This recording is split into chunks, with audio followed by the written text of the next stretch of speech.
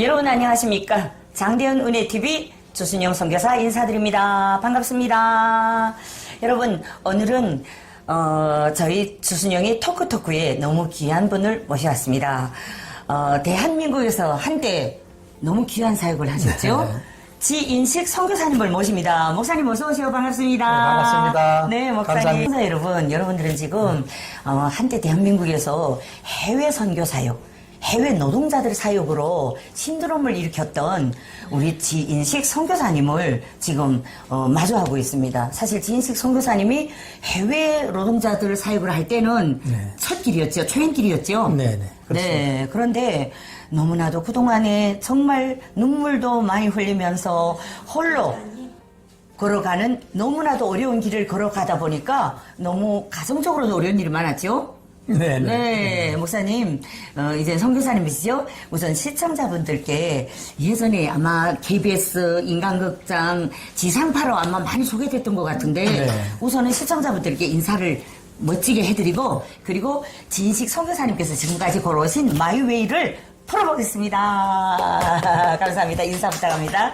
네. 네, 우리 지금까지 인도해주신 에벤에셀 하나님의 은혜인 것을 믿습니다. 네.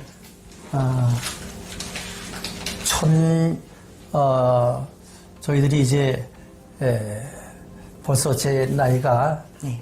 이제 금년에 7순입니다. 네, 제가, 칠수는 네, 좀 근데 안 해도 될 것 같은데 제가 자꾸 되게 1학년을 왜냐하면 자꾸 공개하니까 그 했던 그 과정이 이제 가정이 있어서 있으니까 네. 네, 그래서 이제 네. 제가 2004년도 이제 미국으로 네. 이민했습니다. 그 전까지는 한 네. 19년 동안 네. 한국에 와 있는 최초의 그 외국인 이제 근로자들 네. 를 이제 선교를 시작해서 예, 외국인 근로자 선교 협회 이제 초대 회장을 네. 맡게 되었습니다. 그다음 30개 정도 단체가 네네. 연합을 해서 각 교단에 네. 이렇게 각 지역에서 이제 외국인 근로자들을 네. 이렇게 선교를 해왔습니다. 네. 뭐 승복음 계통 또 뭐 여러 가지 장로교 계통 네네. 여러 가지 있습니다만 저는 이제 감리교, 네. 계통의 이제 목회자로 네. 경기도 광주에 네. 있는 그 교목 네. 그 경화 정보학교에 이제 그 교목을 했습니다. 네네. 예, 성경도 네네. 가르치고. 네. 근데 오늘날 그 지역에 그 방글라데시 사람 나중에 알았습니다만 네네. 시커멓게 생긴 분들이 네네. 약방에서 뭐라고 이야기를 하는데 네네. 그 소통이 잘 안 되는 거예요. 아, 네. 그래서 제가 이제 짧지만은 중간에 보니까 공장에서 큰 무거운 쇳덩어리가 이 발등에 떨어져서 네네. 그래서 이제 다쳤는데 불법 치료자다 보니까 네네. 병원에도 못 가고 네. 그래서 그 약방에 약을 사러 이제 왔었는데 아, 네. 그런 어려운 사람들의 경우를 이제 제가 접하고 나서 그러니까 그것이 해외 노동자들을 위한 사역을 시작하는 동기가 첫 됐죠. 동기가 되었고 시작이었네요. 네, 그래서 이제 그때 우리 선교사님은 가정을 이루신 때였어요? 물론이죠. 아, 네. 저희 집사람하고 네. 저희 집사람이 그 경기도 광주에 세브란스 분원이 있었어요, 병원에. 아, 세브란스 병원 분원. 간호사로 이제 근무하고 있었는데 네네. 그때 이제 이제 약품도 좀 얻어다가 네네. 발라주고 네. 또 뭐 피부병들이 많이 있다 보니까 네네. 집단으로 네네. 이 사람들 사는 그 숙소를 돌아보면서 네. 뭐 하다못해 무좀약이라도 네. 얻어주니까 네. 그런 것들이 다 낫는 거야 이렇게. 그래서 그분들이 그 당시 이제 그 무슬림 그냥 네. 전혀 뭐 예수교를 믿지 않지만 네네. 그냥 약이라도 좀 얻을까 네네. 여러 가지 도움 얻을까 하면서 네. 순식간에 7, 80명 이상이 몰려 들어왔어요. 깜짝 놀랐죠. 네네네. 도대체 이런 분들이 어디서 왔을까? 그러니까 그때는 네. 교회는 또 교회대로 목회를 하면서 저는 이제 했는가요? 학교에 선생님, 교목쌤을 이제 딱 교목쌤 성경 하는데요. 교사, 성경도 네, 가르치고. 네. 그래서 이제 굉장히 깜짝 놀라게 됐죠. 네, 그렇게 많은 사람들 어떻게 네네. 담당을 했나요? 네. 그래서 이제 그 사람들이 나중에는 한 200명가량까지도 네네. 몰려오다 보니까 네. 이제 좀 큰 근처의 교회를 네. 좀 빌려서, 빌려서. 그 오후에 시간을 달리해서 네. 이제 뭐 그대로 선교한다는 것보다 네. 약품을 좀 제공하고 또 네, 네. 저희 집사람이 또 이렇게 예, 순회를 하면서 네. 가정마다 찾아다니면서 네, 네. 겨울에 화상을 입었는데 치료할 길이 없어요. 이제 순회 간호를 이렇게 돌아가면서 이제 해주게 돼요. 그 공로로 아마 그 여성 인권운동상도 저희 집사람이 그랬어요? 과거에 이제 수여를 받은 적이 이제 있었는데. 아니, 근데 우리 사모님 이야기가 나오니까 꼭 짚고 넘어가고 싶네요. 사모님이 미인이시고 또 노래를 잘하시는 가수더라고요. 어떻게 그분을 만나셨어요? 뭐 이야기가 좀 다른 곳으로 이제 아니, 갔습니다만. 꼭 듣고 싶습니다. 왜냐하면 제가 뉴욕에 가서 사모님을 봤거든요. 근데 지인식 선교사님으로서는 너무 좀 맞습니다. 그분이 너무 멋있어서 이쁘고 멋있고 대단하시더라고요. 저는 모든 것이 다 하나님의 은혜입니다. 왜냐하면 그렇죠. 네. 제 말투를 보고 북한에서 왔느냐, 나도 또 어디 중국 교포나 이렇게 얘기하지만은 네. 강원도 그 오지산골 영월이라고 하는 네, 네. 그 단종대왕 기양을 살던 네. 그 오지에서 네. 불과 직업 공고 기계과 출신이에요. 기계과 출신은 그래 뭘 말씀은 잘하시네요. 네, 그곳에 이제 교회가 우리 감리교회가 이제 하나 딱 있고 다른 교회도 없고. 네네.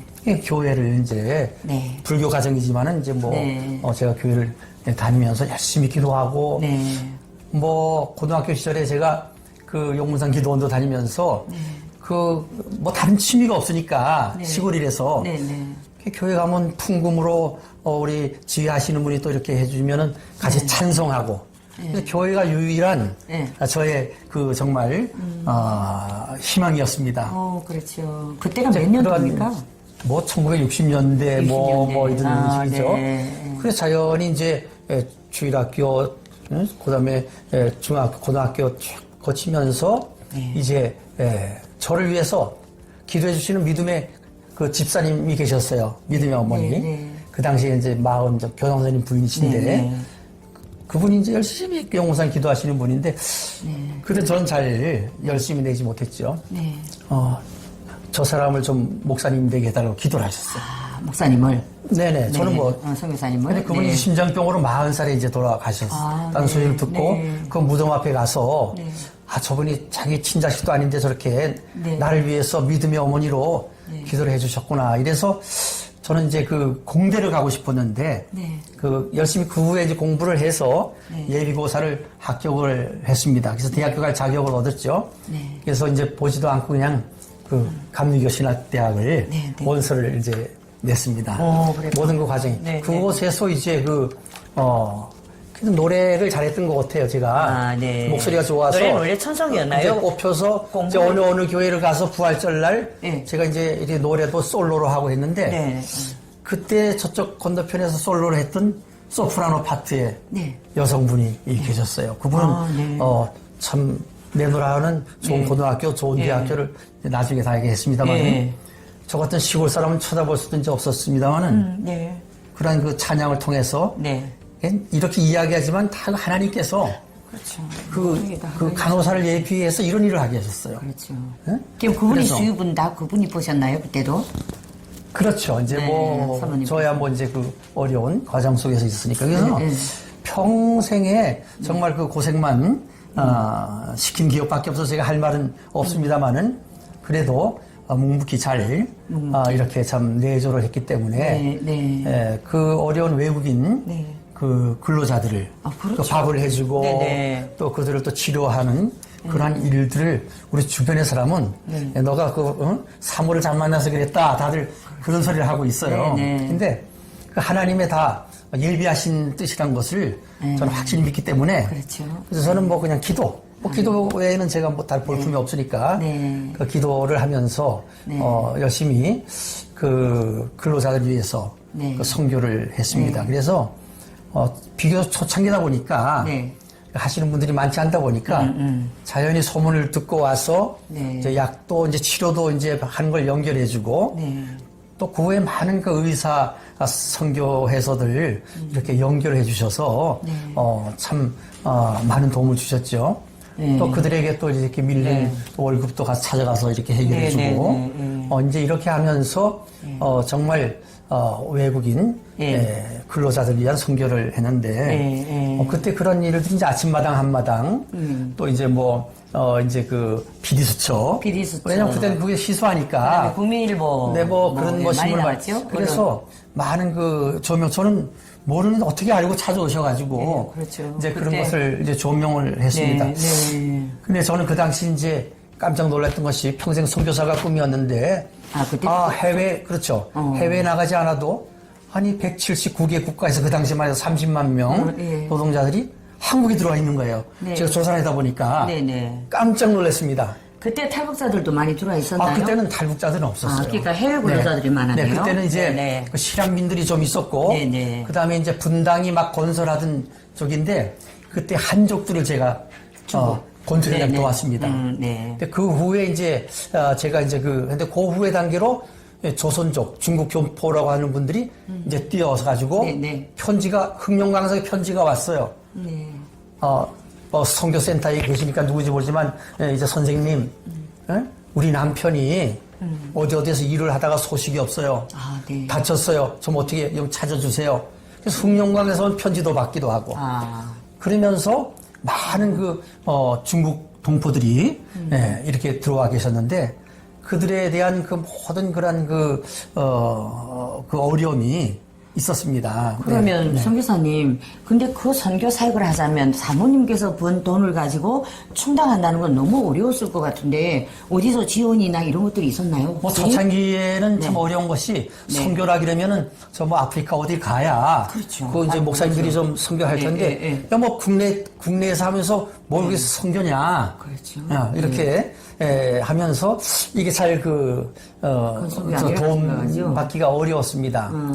그래서 이제 저희 전셋집이 몇 천만 짜리였지만 있어서 그걸 우선 집을 팔아서 그들의 심토를 얻었어. 그래서 이제 다 선교에 이제 투자를 지금 하나님이 몇 배 더 갚아주셔가지고 이렇게 됐습니다만은 그렇게 이제 했고 또 제가 일남 2년대 외아들 학교를 못 보내서 그 외아들이 정상적 교육을 받지를 못했어요. 왜냐면 지금 시골 다니면서 선교를 하는데 무슨 그 학교를 다니고 가해비를 근데 그 아들이 검정고시를 통해서 독학적으로 해서 연세대 음대를 들어갔어요.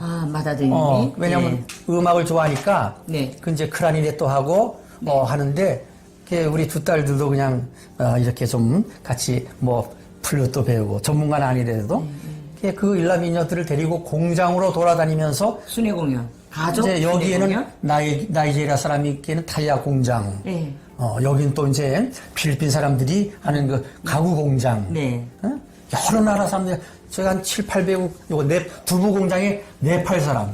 제가 온 가구 공장을 경기도 광주와 성남 일대를 다니면서 할 때에 공연했습니까? 가족 공연? 공연보다도 이제 애들 같이 끌고 다니면서 오토바이에다가 앞에 두 사람, 뒤에 두 사람.